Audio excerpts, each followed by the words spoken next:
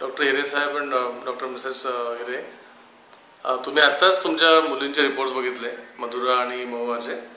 तर याच्याबद्दल तुमच्याकडनं एक फीडबॅक खरं हवा होता, म्हणजे maybe how you find this reports, किंवा with accuracy level or the discussion that you had, and even the suggestion that you have taken from Dr. Sandhya on the reports. I think it will be a privilege to know it better from your end. We both are doctors, so we had been observing our kids. Okay.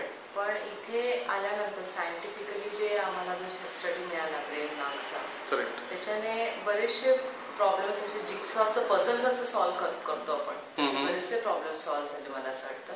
आणि it is coinciding with our observation also.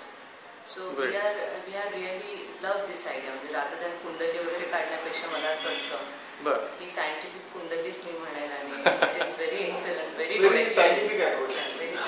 What we feel it is a very scientific approach. Okay. It, as she says, definitely आमच्या ऑब्झर्वेशनला coincide होतोय ते. Fantastic. Thank you so much, Doctor. Thank you so much. आणि संध्या, तुला do you want to say something about this report?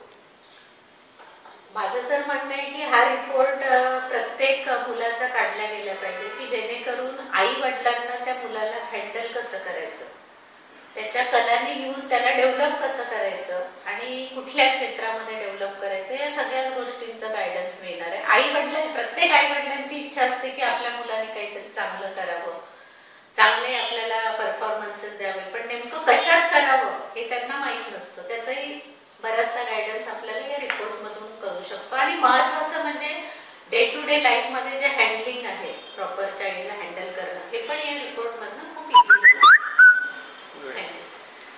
Madam, thank you so much. Doctor साहेब, thank you. Thanks a lot.